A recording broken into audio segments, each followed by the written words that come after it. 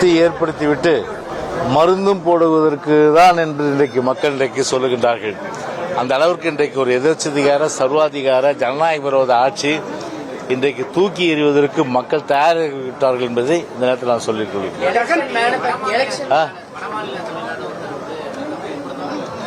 அதாவது இல்ல ஒரு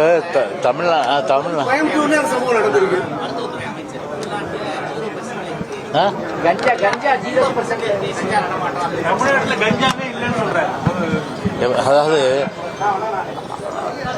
வந்தாரை வாழ வைக்கும் தமிழ்நாடு. நம்முடைய தமிழ்நாட்டுடைய மாண்பே அப்படிதான். நம்முடைய தமிழ்நாட்டுடைய பண்பே தான் வந்தாரை வாழ வைக்கின்ற தமிழ்நாடு.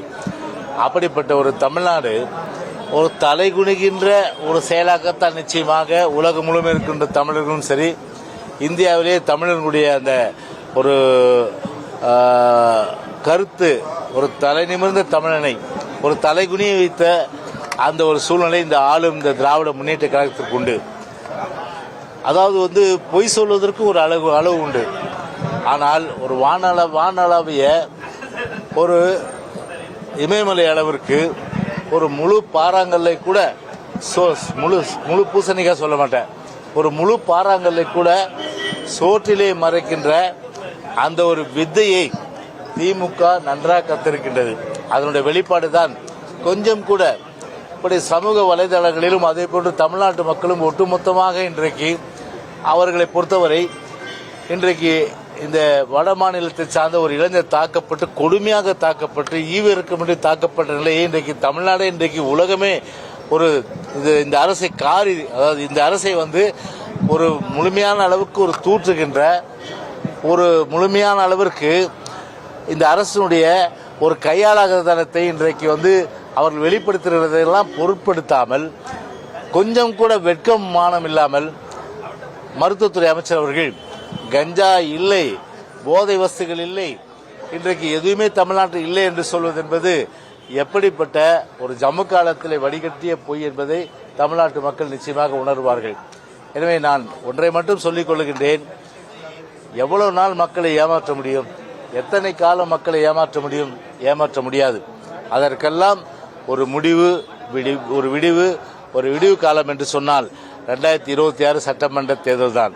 எனவே இந்த எதேச்சிகார அதிகாரம் கொண்ட ஒரு சர்வாதிகார போக்கு கொண்ட ஒரு சட்டம் ஒழுங்கை சீர்குலைத்த இந்த ஒரு மோசமான ஆட்சி தூக்கி எறிய வேண்டும் என்பதுதான் இன்றைக்கு ஒட்டுமொத்த தமிழ்நாட்டு மக்களுடைய எண்ணமும் கூட.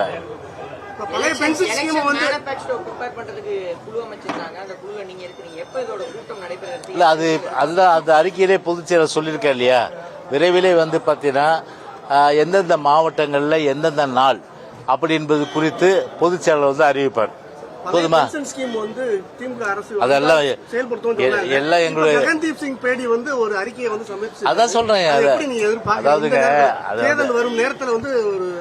அதாவது எல்லாமே பாத்தீங்கன்னா ஒரு தேர்தல் வரும் என்பதற்காக இப்ப என்ன சொல்லுவாங்கன்னா, வானத்தை பார், நட்சத்திரத்தை பார், உங்களை நான் பிடிச்சி கொடுத்துட்றோம். அது மட்டும் இல்லாமல் உங்கள் வீட்டில் தேனும் பாலும் ஆறோட சொத்து வரி, வீட்டு வரி, சட்ட ஒழுங்கு சீர்குலைவு, போதை வசதிகள் பெருகி ஆறாக ஓடுகின்ற ஒரு சூழ்நிலை,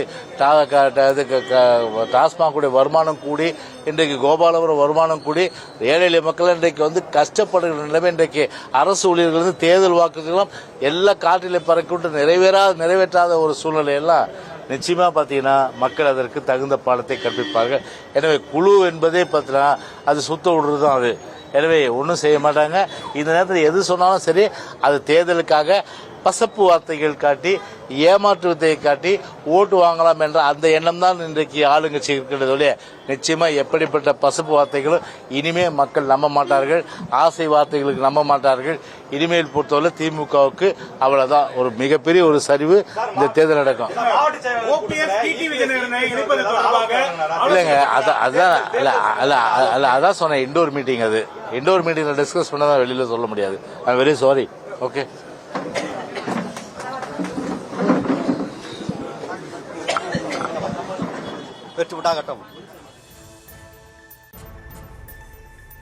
தமிழகத்தில் கஞ்சா புழக்கம் இல்லை என அமைச்சர் பொய் கூறுவதாக அதிமுகவின் முன்னாள் அமைச்சர் ஜெயக்குமார் கடுமையாக விமர்சித்திருக்கிறார்.